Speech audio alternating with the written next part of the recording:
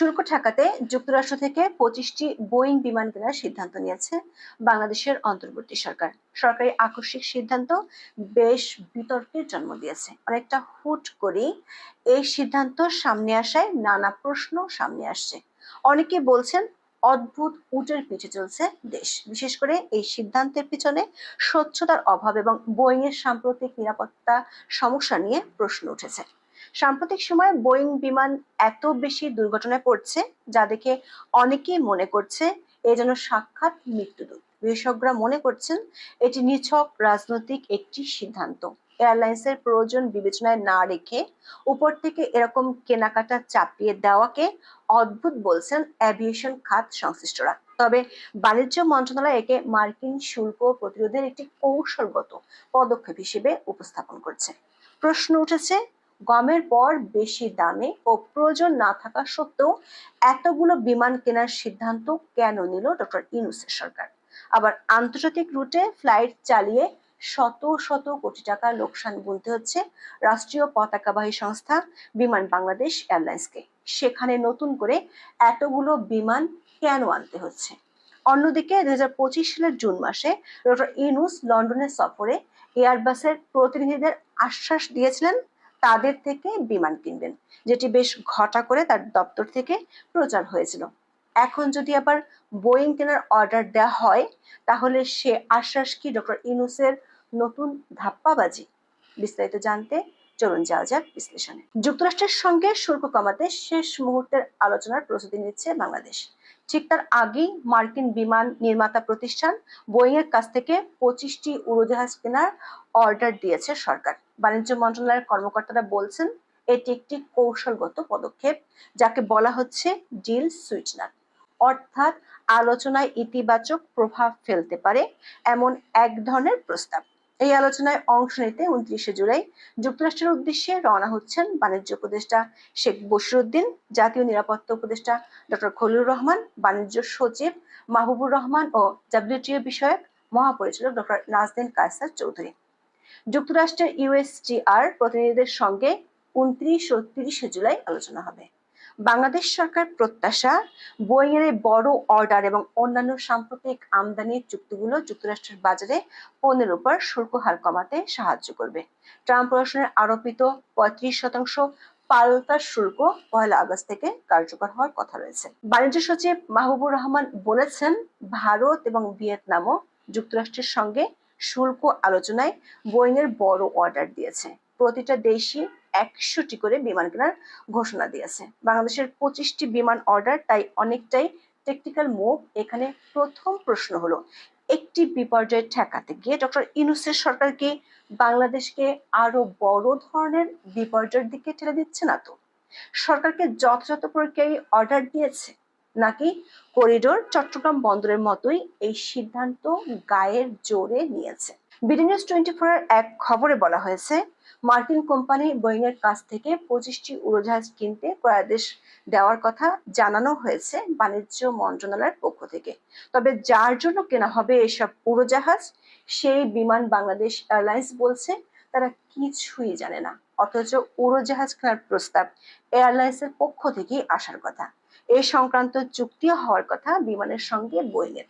এয়ারলাইন্সের প্রয়োজন বিবেচনায় না রেখে উপর থেকে এরকম কেনাকাটা চাপিয়ে দেওয়াকে অদ্ভুত বলছেন এভিয়েশন খাত সংশ্লিষ্টরা। এর অর্থ হলো, যার বিয়ে তার খবর নেই কিন্তু পাড়াপড়শির ঘুম নেই, এমন অবস্থা হয়ে দাঁড়িয়েছে। বিমান পরিচালনা পর্ষদের সাবেক সদস্য কাজী ওয়াহিদুল আলম বিডি নিউজ 24 কে বলেছেন, বিমান অর্ডার দেওয়ার জন্য কিছু সুনির্দিষ্ট নিয়ম আছে। এটা আদৌ বিমানের জন্য প্রয়োজন আছে কি না সেটা তো বিমানকে বলতে হবে। কিন্তু বাণিজ্য সচিবের কথায় পরিষ্কার, সরকার নিয়মের কোনো ধারই ধারছে না। অতীতে বাংলাদেশে কখনোই বিমানের আর্থিক ও কারিগরি কমিটির রিপোর্ট ছাড়া বাংলাদেশে কোনো বিমান অর্ডার বা কিনেনি। সচিব বলেছেন, আমরা অর্ডার দিয়েছি, কিনেনি।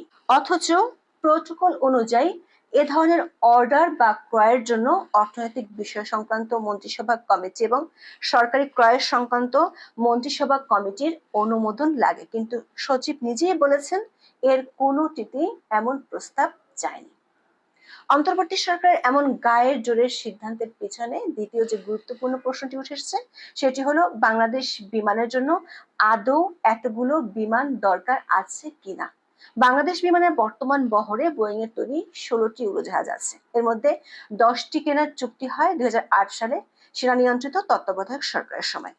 পরবর্তী সময়ে ধাপে ধাপে 2টি 737, 4টি 777 এবং 4টি 787 ড্রিম লাইনার মডেলের উড়োজাহাজ বিমানের বহরে যুক্ত হয়।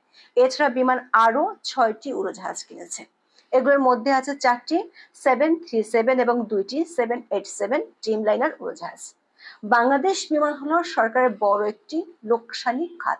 বর্তমান অন্তর্বর্তী সরকার আমলে এই লোকসানের মাত্রা আরো বেড়েছে।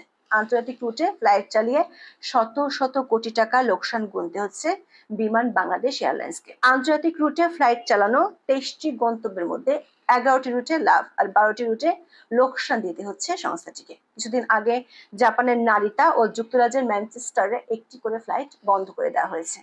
বাংলাদেশ বিমানের বেশিরভাগ ফ্লাইট এখন স্বল্প দূরত্বে। স্বল্প দূরত্বের ফ্লাইটের জন্য বোয়িং বিমান হলো লোকসানের জাহাজ। বোয়িং 777-300ER মডেলকে এভিয়েশন ভাষায় long range wide body aircraft বলা হয়, যার মানে হলো এটি দীর্ঘ আকাশপথ পাড়ি দেওয়ার জন্য ডিজাইন করা একটি বড় বিমান। এই এয়ারক্রাফট একটানা সর্বোচ্চ 15 থেকে 16 ঘন্টা উড্ডয়ন করতে পারে। বিশেষ পরিস্থিতিতে এটি 20 ঘন্টা উঠতে সক্ষম। বিমান বাংলাদেশ এয়ারলাইন্সের বহরে বর্তমানে বোয়িং 777-300 ব্র্যান্ডের 4টি বিমান রয়েছে, যেগুলো নাম পালকি, অরুণ আলো, আকাশ প্রদীপ এবং রাঙা প্রভাত। এই 419 সিট বিশিষ্ট বড় বিমানগুলো অতিরিক্ত উড্ডয়ন করার ফলে নির্দিষ্ট সময়ের আগে ব্যবহার অনুপযোগী হয়ে পড়েছে। একই পরিস্থিতি বিমানের 6টি বোয়িং 787 ড্রিম লাইনারের ক্ষেত্রেও। এমন পরিস্থিতিতে আরো 25টি বোয়িং বিমান কেনার অর্থ হলো রাষ্ট্রের কোটি কোটি টাকা ভবিষ্যতে গচ্চা দেওয়ার সুবন্দোবস্ত করা। তৃতীয় প্রশ্নটি হলো, বোয়িং কেনার আগে কারিগরি কমিটির সাথে কোনো আলোচনাই করেনি সরকার। সেক্ষেত্রে এ ধরনের বিমানের নিরাপত্তা নিয়ে সম্প্রতি যে প্রশ্ন উঠেছে তা নিয়ে কোনো কিছুই ভাবেনি অন্তর্বর্তী সরকার। বোয়িং বিমান সম্পর্কে যেসব নেতিবাচক তথ্য আছে সেগুলোর প্রেক্ষিতে 25টি বোয়িং বিমান কেনা আদৌ যুক্তিযুক্ত কিনা। একটা সময় ছিল যখন বোয়িং কোম্পানির বিমানগুলোকে পৃথিবীর সবচেয়ে নিরাপদ বিমান মনে করা হতো, কিন্তু বোয়িং 737 ম্যাক্স এবং 787 ড্রিম লাইনার উড়োজাহাজের উৎপাদন প্রক্রিয়া নিয়ে অনেকদিন ধরেই কাজ করায় বোয়িং। 2018 এবং 2019 সালে বোয়িং 737 ম্যাক্সের দুটি মর্মান্তিক দুর্ঘটনায় 346 জনের মৃত্যু হয়। তারপর থেকে এ ধরনের বিমানে মারাত্মক নিরাপত্তা ত্রুটি নিয়ে বিশ্বব্যাপী প্রশ্ন ওঠে। 2025 সালের জুনে ভারতের আহমেদাবাদে একটি বোয়িং 787 ড্রিম লাইনার দুর্ঘটনায় 241 জনের মৃত্যু বোয়িং এর সুনামকে প্রশ্নবিদ্ধ করেছে। বিভিন্ন সময়ে হুইসেল ব্লোয়াররা বোয়িং এর উৎপাদন প্রক্রিয়া নিয়ে প্রশ্ন তুলেছেন। এমনকি মার্কিন পরিবহন সচিব স্বীকার করেছেন বোয়িং এর প্রতি আমেরিকান জনসাধারণের আস্থা কমেছে।